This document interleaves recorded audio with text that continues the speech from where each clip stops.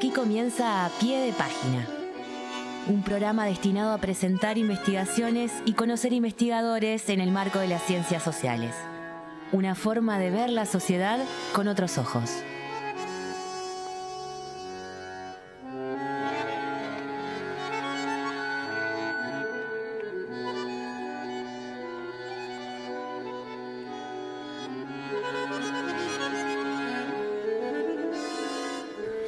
Desde Uniradio y con las perillas del mejor perillero del mundo, comienza aquí A Pie de Página. ¿Cómo anda, Ventura? Muy bien, ¿usted? A la corrida, yo también. ¿Qué vamos a hacer? Se me trancó la rueda en el cordón, ¿viste? Y Es bravo. podía estacionar que tuve como 20 minutos. Lo peor que le pongas 20 al minutos auto no, pero- es que se tranque la rueda, porque Y se tranca todo, digamos, ¿no? Sí, se tranca la rueda y ya está. además se viene alerta naranja. Alerta Yo qué naranja. sé, mi hija ya me saltó, no, yo no voy a la escuela. Y está lógico. Mamá se pasa a la escuela, al liceo, perdón, ¿viste? Bueno, los padres somos así. Y me dice, ya me mandaron mi compañero que si voy nos rompe las piernas lo que vayamos. Ya, tipo, Ah, mirá, con amenaza y todo. Sí, sí, con amenaza. Pero bueno, está. La gente, cuando dice alerta naranja, hay dos fenómenos que inmediatamente suceden. Uno es toda la cantidad de gurises que dicen yo no voy al liceo, a la no voy, escuela, sí. y otro es la cantidad de gente que va al supermercado a comprar agua y papel higiénico, ¿no? Sí, y se empiezan a bajar los stocks hasta que se detiene la alerta. Higiénico, esa siempre me sorprendió. Profesor. Es algo que siempre falta, no sé por qué. Bueno. Cada vez que hay un. Porque hay mucha alerta naranja, debe ser. Pero bueno, pero ¿por qué el papel higiénico? Yo no uso papel higiénico. Yo uso Yo, bidet y creo ya que yo está. tengo dos teorías. Una, el susto. Ah, Uno claro, puede está bien, asustarse bien. e inmediatamente necesitar Necesita papel ese higiénico, bien claro. tan Esa específico. es una buena. Otra es que, claro, cuando llueve se te entra a mojar todo. Y en un momento los trapos no dan abasto. Se Y usa el papel entonces, higiénico para meter abajo de los burletes. son dos teorías, habría que probarlas, son dos hipótesis, profesor.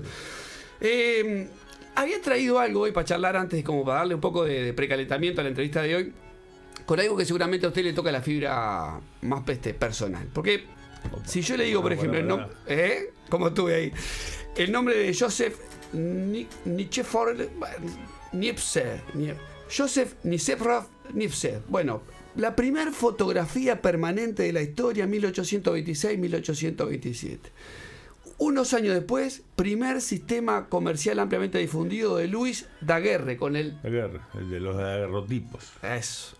Y después vino otro, William Henry Fox, este ya era inglés, después otros eran franceses, bueno, que armaron el sistema que dio origen a la fotografía reproducible moderna. ¿Qué le parece, no? Digamos, me tocó esa fibra claramente porque mi padre era fotógrafo. Ahí está. Y daba clases de fotografía. Y yo di clases de fotografía cuando él. Porque ¿viste? Lo que se era no se roba. Ahí va. A veces no llegaba y quedaba yo dando la clase, ¿viste? Muy jovencito yo. Pero es un mundo que hoy es muy ajeno, muy, muy lejano de pronto, y que de repente uno ve en alguna película, algo que antes era más común, ¿verdad? El cuarto con luz roja para claro. poder hacer la... Sí, para revelar, digo, básicamente el negativo blanco y negro y el papel blanco y negro, ¿no? Después estaba más complicado el color, que ahí necesitabas otros mecanismos más sutiles, más... el color se revelaba en Panamá, o sea, las primeras fotografías en colores de Uruguay, Compañía 15, esas cosas, todo mandarlo a Panamá, y yo llegué a revelar, ¿cómo es diapositiva, color, en un mecanismo bastante complicado, ¿no? Pues era todo oscuras, no tenías posibilidad en ningún momento de iluminar de ninguna manera. Había una luz azul, creo que lo permitía, pero bueno, yo no la tenía. Y suponía, digamos, unas temperaturas medidas al milímetro, una cosa bastante complicada. Pero bueno, pude hacerlo. O sea que los orígenes de los Panama Papers tienen ahí claro, mandaban a revelar y quedaban allá. Está algo. Y una imagen vale más que 1000 palabras. ¿Qué palabras? ¿Qué imágenes? Habría que preguntarle a Walter Benjamin, yo qué sé. Bueno. Me parece que las entiende mucho mejor eso. Pero sí, yo creo que es raro, es complicado. Yo te puedo decir que sí y que no. Y en ambos casos a veces estoy diciendo algo de verdad. Hay una cosa como dialéctica, ¿no? También hay una cosa que dijo Marx, que yo no quiero dejar de decirle, que si lo evidente, digamos, no hubiera nada detrás de lo evidente, entonces la ciencia sería absolutamente superflua.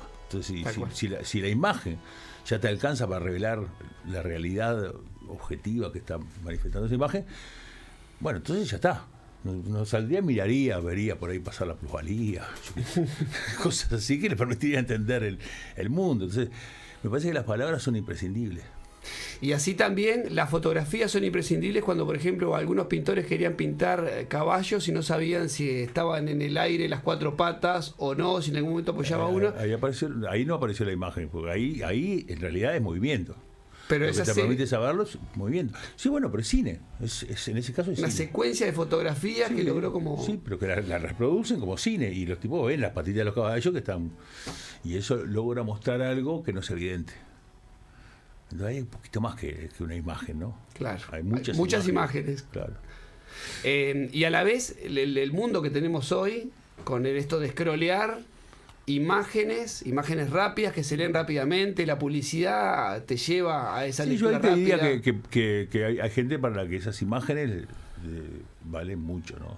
Y otros que justamente pierden mucho mirando esas imágenes, ¿no? Pierden mucho tiempo, sobre todo. Bueno, no sé si solo tiempo, ¿no? Pero sí, pierde cosas, ¿no? Pierde la autonomía, parece, poder pensar con cabeza propia. Yo qué sé, ¿viste? Yo creo que sin las palabras, parece que estamos... Como dice Drexler, usemos las palabras para dar matices. Vamos a pasar a nuestro espacio de Martillando Bolladura porque tenemos una entrevista hoy que tiene muchísimo que ver con las palabras que surgen de las imágenes. Exacto. Vamos arriba, Celeste. Martillando a Bolladuras.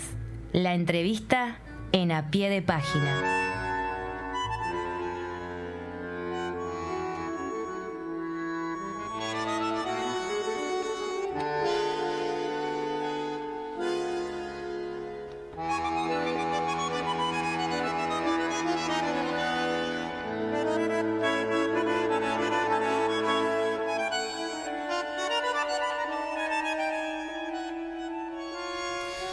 Nosotros hoy en A Pie de Página, un compañerazo de Facultad de Ciencias Sociales y de muchos otros ámbitos más, el profesor Diego Sempol. Bienvenido, Diego. Hola, ¿cómo les va? Muy bien, a ti. Enorme placer que estés acá. Gracias por la invitación. Pero, la verdad que este programa de alguna manera intenta encontrar en los investigadores, en los profesores, mucho más que imágenes. Hay un montón de palabras por decir y esta es una hermosa oportunidad. Bueno, muy bien. Yo me quedé pensando en lo que estaban hablando ustedes, ¿no? Que en la cultura visual que tenemos las imágenes dicen muchas veces más que las palabras también. O sea, depende mucho de qué cultura comunicacional uno tenga, ¿no? Para gente que tiene menos 17, la imagen probablemente diga mucho más que las palabras, porque las palabras capaz que ni siquiera saben qué significan. Que eso también es como bastante interesante de ver. Están como mucho más entrenados en descodificar. Y para nuestra generación, de repente, las palabras dicen mucho más que las imágenes. Que es parte de la brecha que tenemos, incluso generacional, ¿no? Sí, yo creo que sí, ¿no? Que hay algo de eso, o mucho de eso, ¿no? Ahora, me parece que de algún modo las imágenes pueden ser más engañosas que las palabras, o ocultan, o sea, muestran mucho y pueden ser interpretadas, pero muchas veces no interpretadas conscientemente. O sea, te pasan un mensaje que va más allá, digamos, de lo que vos podés decodificar y queda prendido en ti como una idea. También está el arte de la palabra y la demagogia. Tenés toda la razón del mundo, claro. Sí.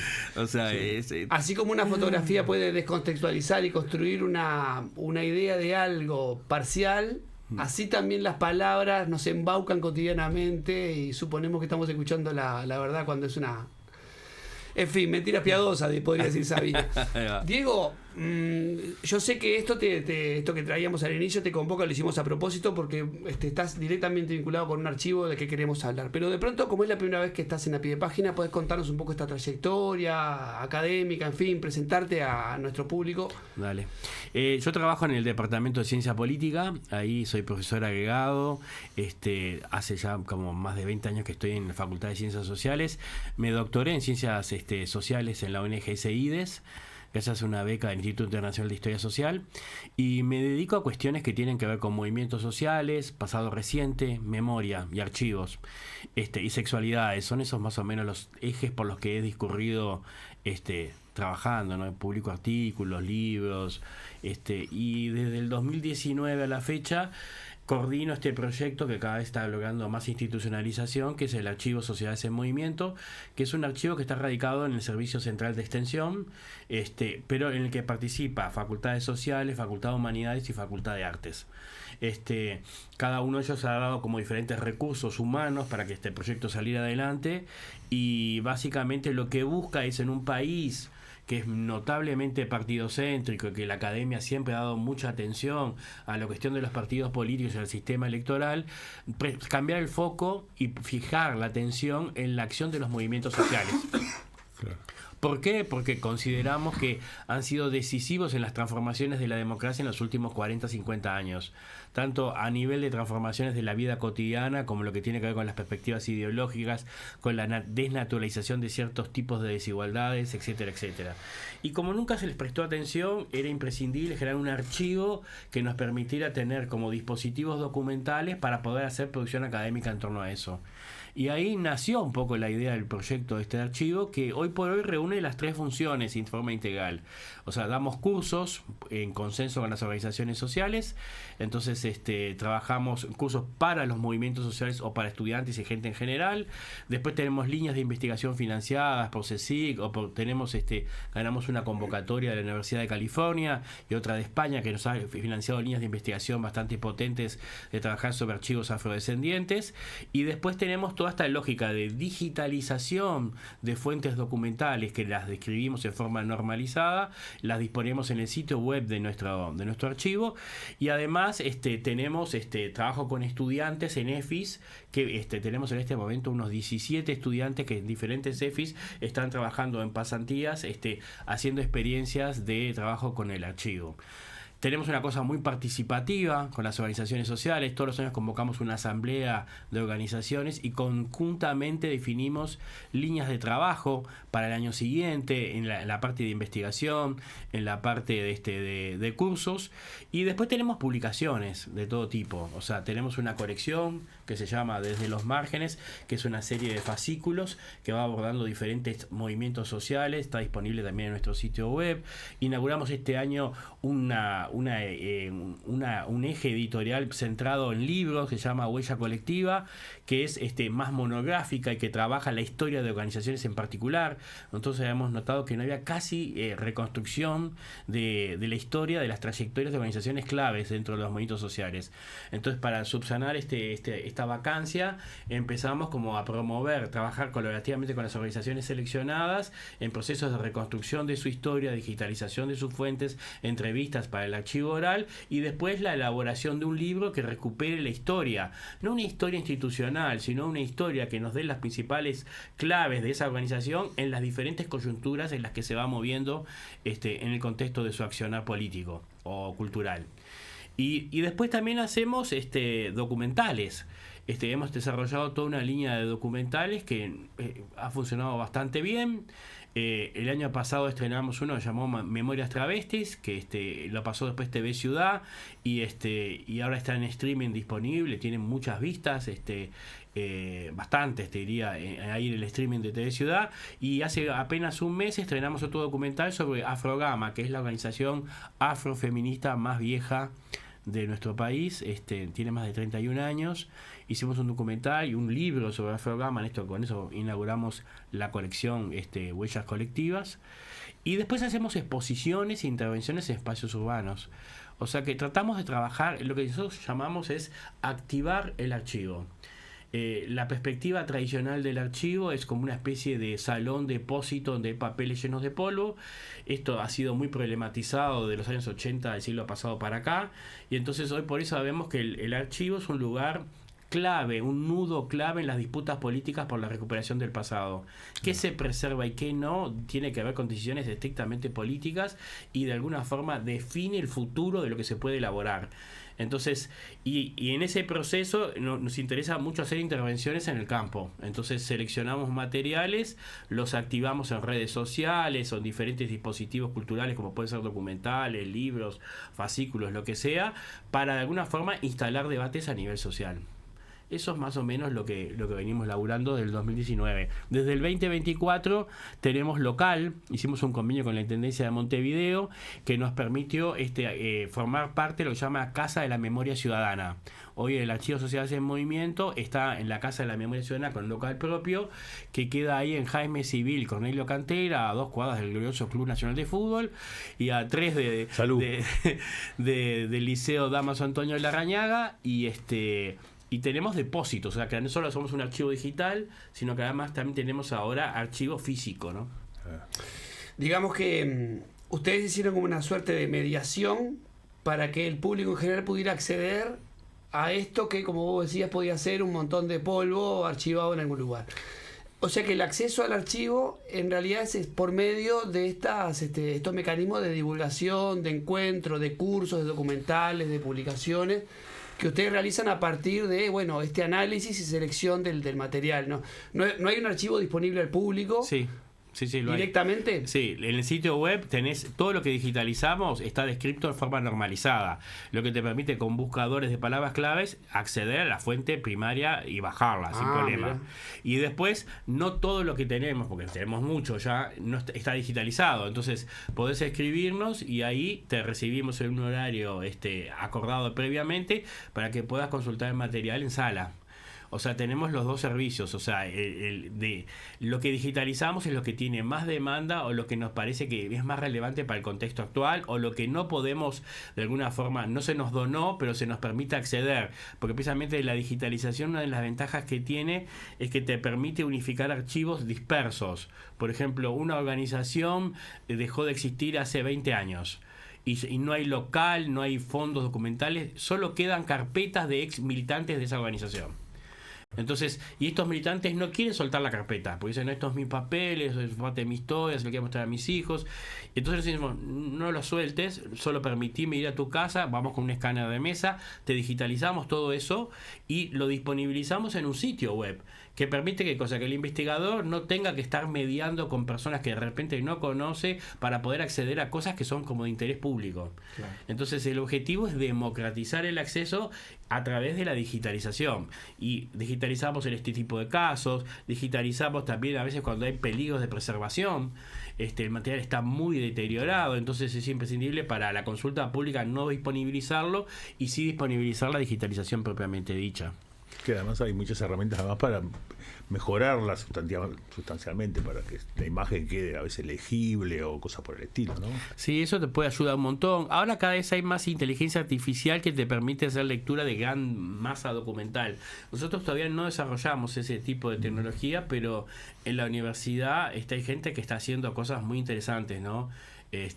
Randall, por ejemplo, y todo su equipo, está en el repositorio del Observatorio Luisa Cuesta, está como trabajando mucho en esta línea de el archivo del terror, generar IA para poder hacer como una lectura y una captura de información rápida.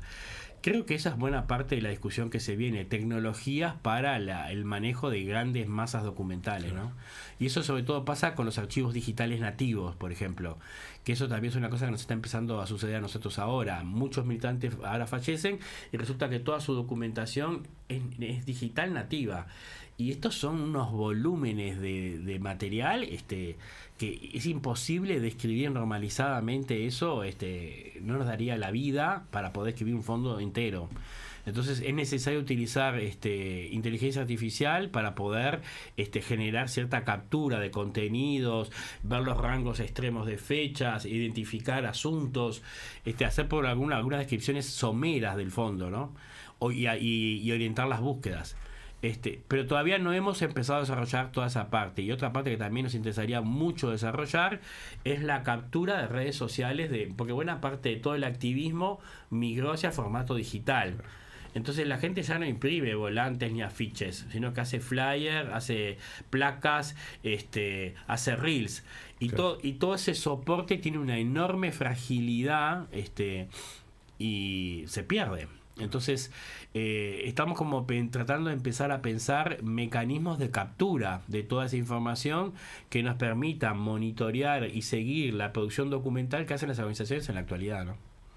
Me parece interesante esto, capaz que ustedes me corrigen, pero esto que decías tú, ¿no? Como el archivo no es algo apolítico, digamos, no está allí todo, sino lo que alguien decide que esté, y eso le coloca un enorme contenido político.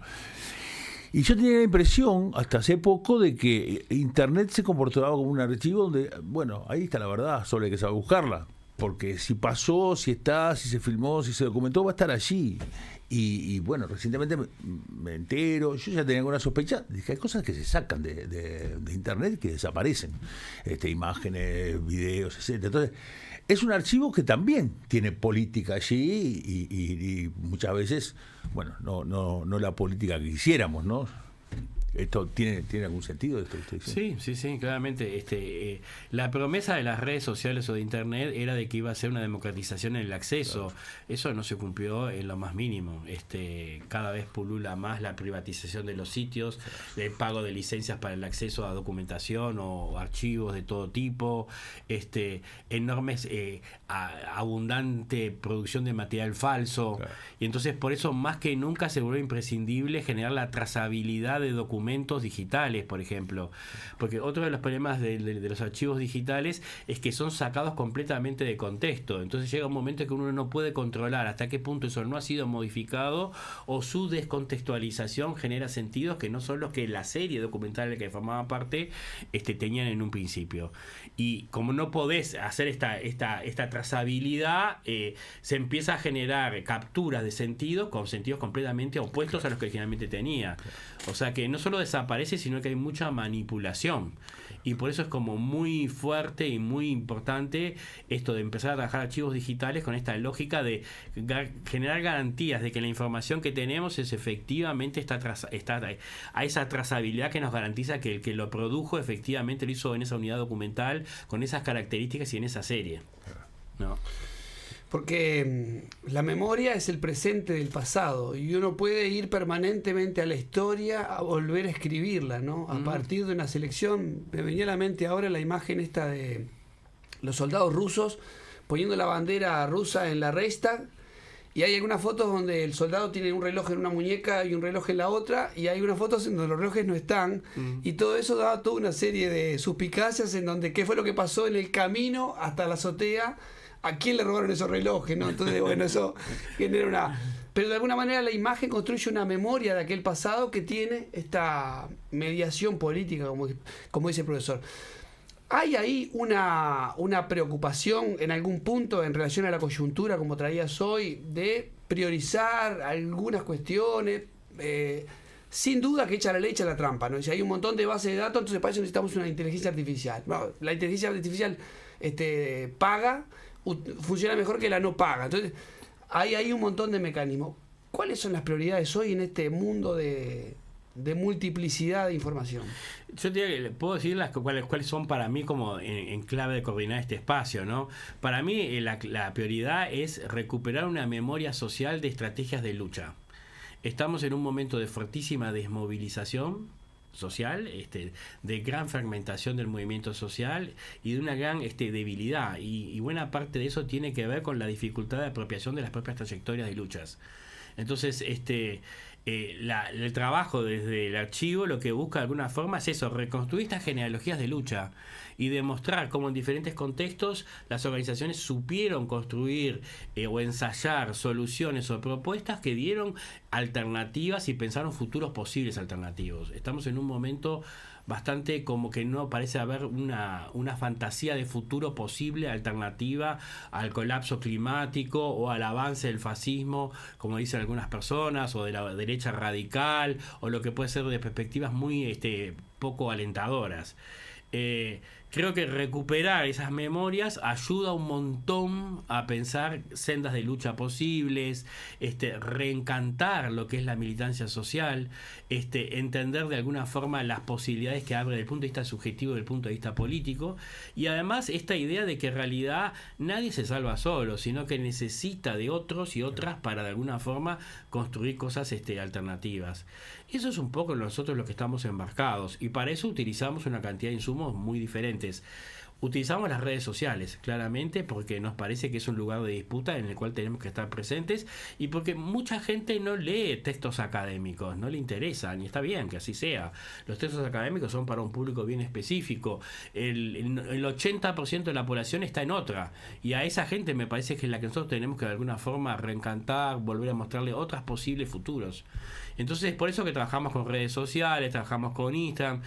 Todo esto tiene sus tensiones, porque trabajar con Meta es trabajar de alguna forma con ciertas complejidades, pero también tiene sus posibilidades. Entonces las tratamos de explorar y sopesar. No estamos en X porque nos parece que es una red que no tiene ningún sentido ya la disputa en ese lugar.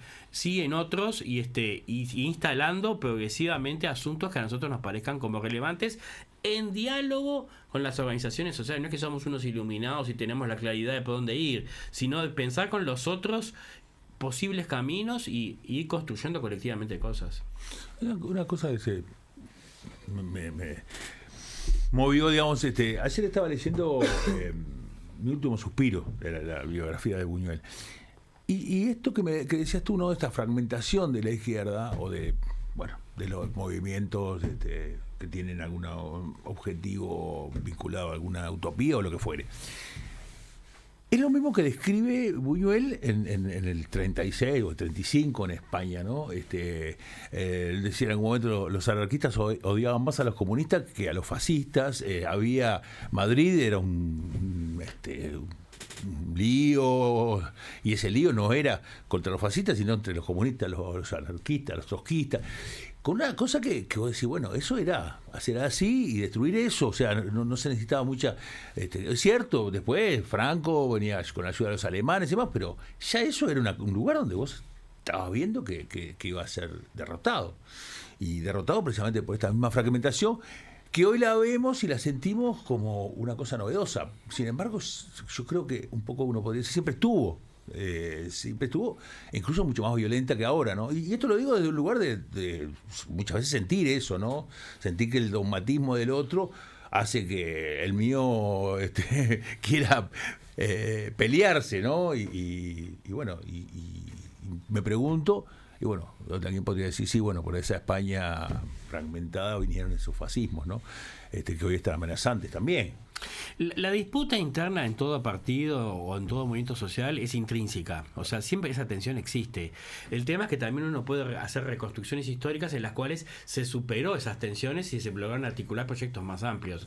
Pienso, por ejemplo, en la CONAPRO, lo que fue toda la oposición a la dictadura. Sí. O sea, se articuló un espectro político sumamente heterogéneo que iba desde lo que hoy llamaríamos una derecha centro hasta la izquierda más izquierda en un proyecto político de oposición. Claro. Pienso en el referéndum por el voto verde, el pro-referéndum, la comisión pro-referéndum. También articuló un grupo muy sector, muy vasto, la coordinadora antirracia en otros ámbitos, sí. La agenda nueva la nueva agenda de derechos, articuló un espectro también muy amplio de actores sociales. O sea que hay momentos históricos bien potentes en los cuales podemos ver cómo se trasciende el sectarismo, las tensiones internas, la disputa por la visibilidad o por el liderazgo, y se construyen proyectos políticos que superan eso. Yo creo que eso es parte del aprendizaje que tenemos que tener, cómo recuperar estos momentos y ver qué cosas facilitan la construcción de escenarios de proyectos políticos que superen las tensiones internas y cómo sostenerlas en el tiempo.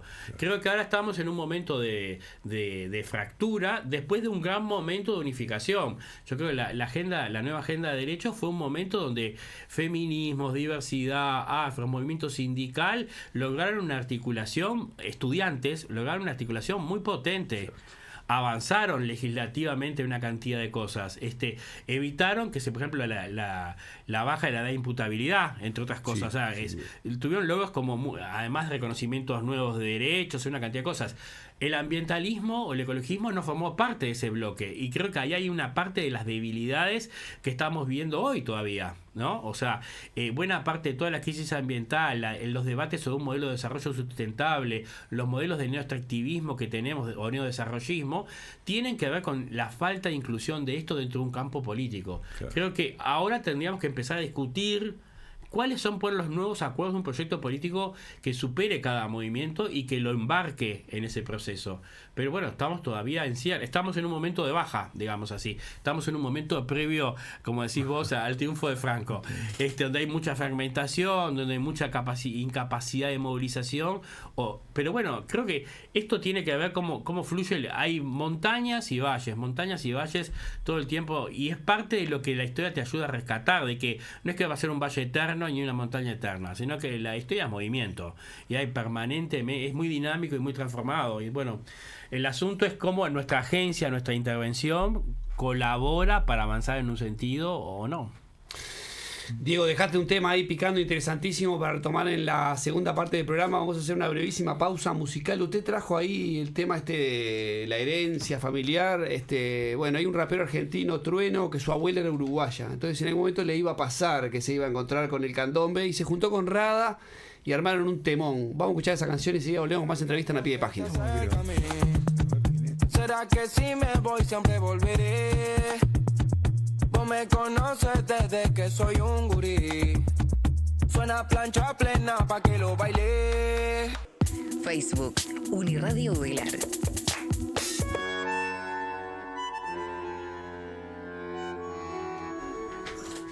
Eh, 10 minutos pasan de las 10:30, tenemos 14 grados, temperatura la máxima va a ser 17. Me parece que estaba lloviendo o está lloviendo, está complicado el clima. No estaba lloviendo, está con un ambiente de lluvia, pero... De vuelta tenemos viento del este, profesor, como el programa anterior, bueno, así que no, está. ¿para qué vamos a decir más cosas? 93% humedad. Bueno, y la presión baja, ¿verdad? Cuando hay presión baja, candidata para tormenta. Inevitablemente. No tengo todavía esas relaciones que ya has hecho vos. Presión baja, calor, humedad, sí, eso es casi pesadez, lluvia. Y viento del este como peste. Seguimos con esta entrevista por demás interesante, pero antes quería hacer una... Recordamos, ahora pasamos un tema de Rada con Trueno. Rada estaba internado, esperemos que se recupere pronto. Es un referente así de los más importantes. El día pensaba, ¿no? Jaime Ross, Rubén, no aparecieron más así referentes solistas, ¿no? Cita Rosa, Rada, no, Jaime Ross. Ahora hay grupos, ¿no? Hay algunos ahí. Tenés Dressler de repente. Tenés a Dressler, ahora Tabaré Cardoso, yo qué sé. Bueno, ponele ahí. ¿Cómo se llama el pitufo? Bueno, ahí entras en el Mandrake Wolf, pero que vos digas, mira, este es en algún momento Rada. Es como lo que hablamos otro día de Sanguinetti, eso lo da el tiempo. El tiempo. Cuando el pitufo Lombardo tenga el latillero de la 70 falta. Años, ahí todos van a decir, no, un referente. ¿Cuándo empezamos a decir que Rada era un referente? Rada no. Yo creo que en los años 80 ya, Pues ya era veterano. Igual le preguntás a la IA y te dice que Mateo es el padre de todos estos, ¿no? Eduardo Mateo. ¿Qué te parece? Y yo qué sé, yo le doy un poco la razón a la IA. Sí.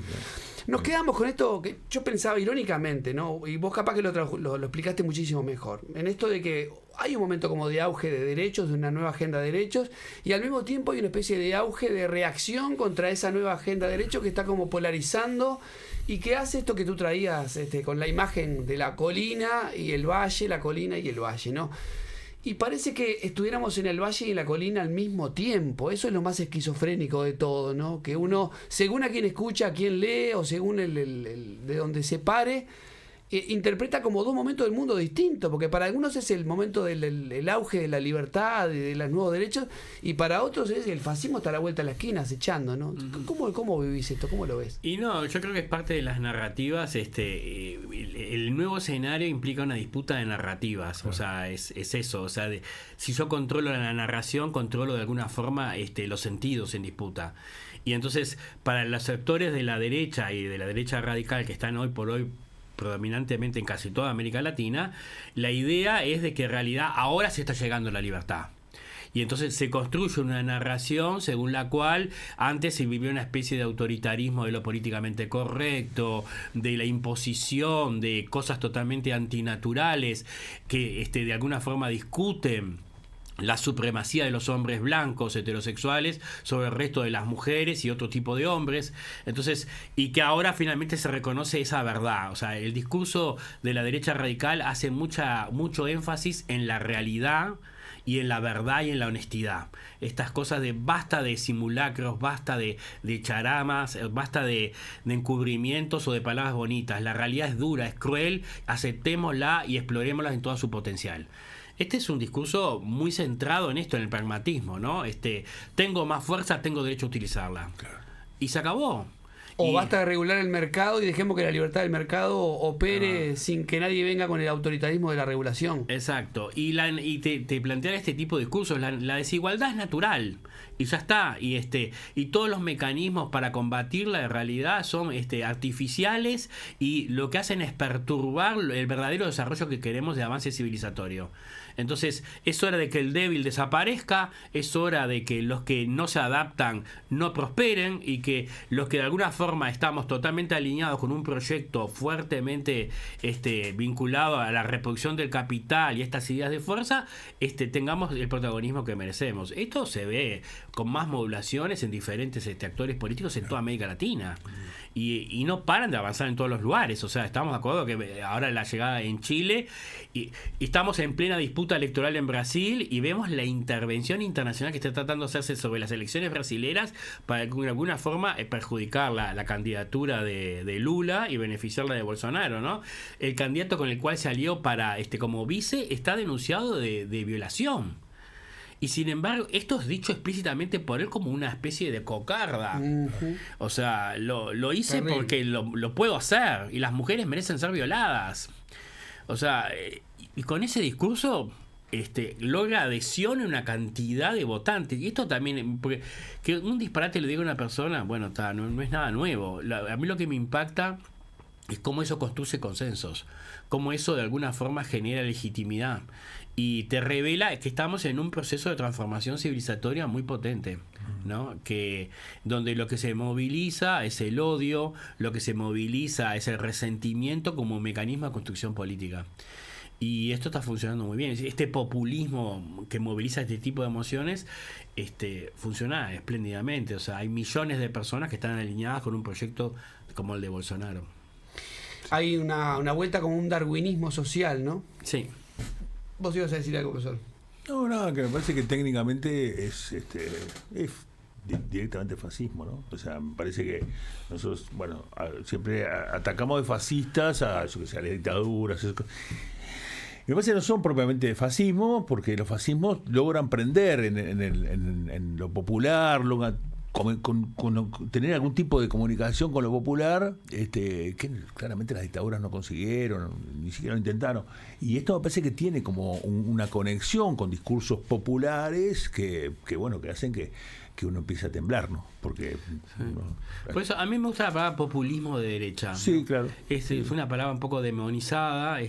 Para mí hay populismos que hicieron cosas muy interesantes. O sea, yo siempre digo que los fenómenos populistas en América Latina fueron los que más redistribuyeron el ingreso. Sin duda. O sea, que no es menor. Sí. Pero en este caso es un populismo claramente de derecha y derecha radical, que lo que hace es defender un proyecto muy claro en un escenario donde se está reacomodando todo el mapa, ¿no? La democracia está en crisis. Sí, claro. Y esto es notorio.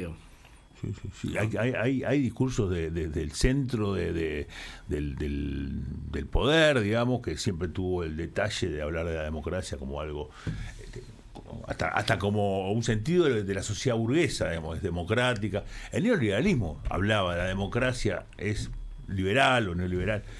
Y estos tipos directamente dicen, bueno, no sé si va a haber elecciones en el futuro. Trump, o sea, el centro del el faro de la libertad, no sé qué tipo, no sé si va a haber elecciones. No sé, capaz que se tiene que acostumbrar a que no vaya. Y esto es terrible. Parece también como que la propia ansiedad del tiempo veloz que vivimos hace que la democracia sea un proceso demasiado lento para las necesidades inmediatas que tienen algunos que sienten que tienen el poder de hacerlo y que tienen que esperar el lento proceso burocrático de las mayorías, etcétera, etcétera, etcétera. Hay ahí como una especie de lectura rápida también, no en imágenes, pero de lectura rápida de que la vida es corta y las cosas tienen que pasar ahora. Yo creo que no es que los procedimientos sean largos, eso creo que son siempre las críticas tecnocráticas, ¿no? Que dicen que la democracia es lenta por ser participativa. Yo no creo que eso sea así.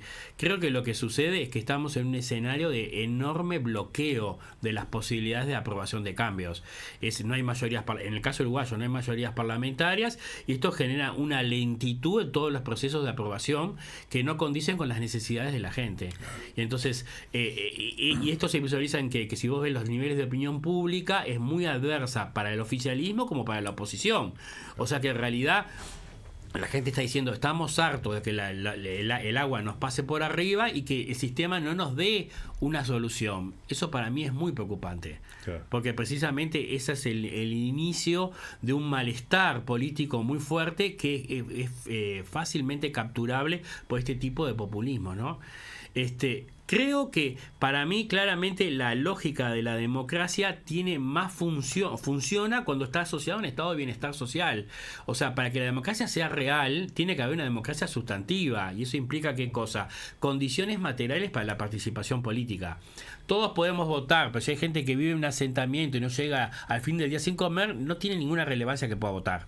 Claro. Porque en realidad su voto va a ser una parte de una estrategia de sobrevivencia subsumida a otras cosas, no va a tener ni tiempo para pensar. Entonces, la crisis del estado de bienestar erosionó las bases sociales y materiales de la democracia burguesa liberal. Y entonces esto empezó como a desestabilizarse cada vez más. Y fue utilizado y banalizado en los discursos políticos cada vez más, con el propósito de que volver a una lógica de que en realidad rompo las reglas porque yo tengo toda la fuerza política para el poder económico para hacerlo. Y de hecho uno ve que hay multinacionales y multibillonarios que son más poderosos que 3 estados juntos. Y entonces pueden hacer lo que quieran, pueden poner un bloqueo a un país si el país se pone en contra de sus intereses. Y este nivel de desequilibrio ha generado como una migración en la forma en que entendemos la política, tanto internacional como a nivel local, ¿no? Creo que Uruguay, igual dentro de todo este escenario, se mantiene relativamente bien. Si uno ve la escena latinoamericana, dice, o sea, estamos bastante... Esto no es que de ahora para siempre, pero por lo menos por ahora subsisten ciertos reflejos, ¿no? Sí. Yo me quedé pensando ahora, cuando decía aquello de ¿no? la burguesía siente que las armas producidas para la revolución se vuelven contra ella, no sé qué. Y tengo la impresión de que eso ha empezado a pasar un poco, por lo menos eso yo percibía en los años 70, 90, digamos, con esta crítica del Estado, que muchas veces los discursos que hacían los liberales, neoliberales, ultraliberales, contra el Estado eran los que habíamos forjado de la izquierda, ¿no? Esta cosa, bueno, la democracia tiene que ser auténtica y una democracia que te toma simplemente como consumidor o que no le importa lo que pensás, sino, no sé, etcétera. Toda la crítica se hacía desde la izquierda de la democracia burguesa, ¿verdad? Y reclamando una democracia auténtica. Y uno empieza a ver que esas mismas argumentos son los que se empiezan a usar desde la derecha contra la democracia, que es básicamente decir, bueno, ¿para qué te sirve la democracia? Nada, para nada, para burocracia. Que bien pensado uno podría decir, sí, yo a veces capaz que pensaba eso hace algunos... Después que pasamos la dictadura y vimos lo que era una dictadura, capaz que lo pensamos un poco más.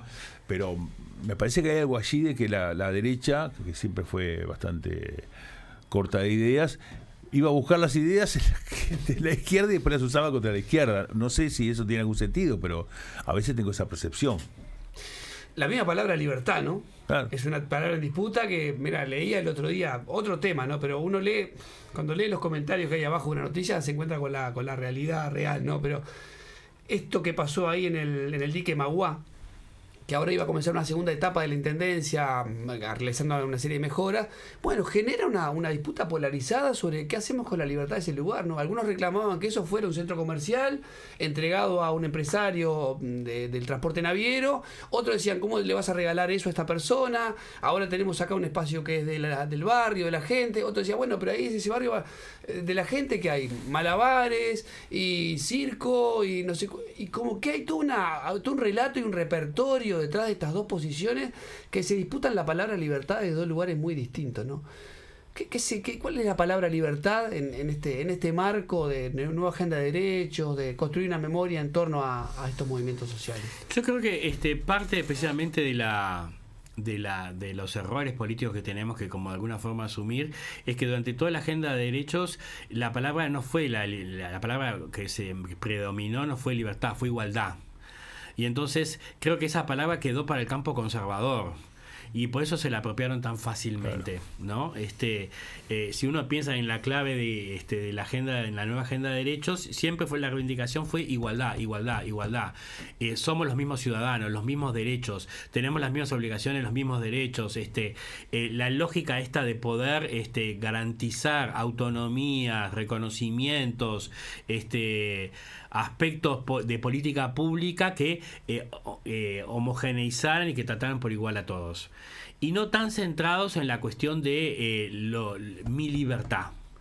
Y entonces la palabra libertad, que tenía una tradición muy fuertemente liberal, claro, pero también tiene sus apropiaciones desde algunos campos de izquierda, quedó ahí un poco en Pampa y la Vía, y esto facilitó mucho la captura y la disputa con un sector político que está muy alicaído, que es el anarquismo, que hacía mucho centro en la cuestión de la libertad, pero como ideológicamente no tiene tanta incidencia social hoy por hoy, fue como un escenario perfecto. Y de hecho el discurso libertario se tiñe o de alguna forma se viste miméticamente de cuestiones anarquistas para darle como ese toque más subversivo o más radical o más disruptivo, que también convoca a una disconformidad pero por derecha, ¿no? Claro. O sea, capturar la rebeldía pero en clave conservadora, y bueno, funcionó muy bien. Sí. Igualdad, como decías vos, en estos términos más jurídicos, o en estos términos jurídicos que no significan que seamos todos iguales, o que igualdad no sea homogeneidad, sino que para poder ser diversos o heterogéneos necesitamos ser iguales antes, ¿no? Ahí va. En la posibilidad de desplegar esa libertad. Que nuestras diferencias no tengan impacto en el acceso a derechos. Esa fue reconozcamos nuestra diversidad, pero que esa diversidad no impacte en acceso a derechos, ni a prestaciones, ni a beneficios sociales de cualquier tipo, y reconocimiento social. Y entonces se centró en esto, en construir esta lógica de que igualdad no es sinónimo de homogeneidad. Está muy bien, y creo que funcionó muy bien, pero bueno, llegamos a un techo con eso, y creo que ahora es hora de pensar otros escenarios. Diego, la entrevista por demás interesante. Quisiéramos que no quedara nada en el tintero, algo que tengamos que pensar hacia futuro, algo que se esté planeando, algo que tengamos que difundir a tiempo para que la gente pueda acceder. Volver a repetir estos sitios, el sitio web, el acceso al lugar, el Jaime Civil, en fin, cerca del glorioso Gran Parque Central, donde se disputó el primer partido de un mundial. Exacto. Sí, el archivo Sociedades en Movimiento está en Jaime Civil 2802, esquina Cornelio Cantera. Si ustedes se fijan en Google Maps, va a aparecer Casa de la Memoria Ciudadana, y ahí estamos nosotros. Y el sitio web nuestro es ASM, Archivos Sociedades en Movimiento.udelar.edu.uy. Ponen ASM y ya aparece en el buscador, y ahí está subido toda la información que tenemos digitalizada hasta el momento.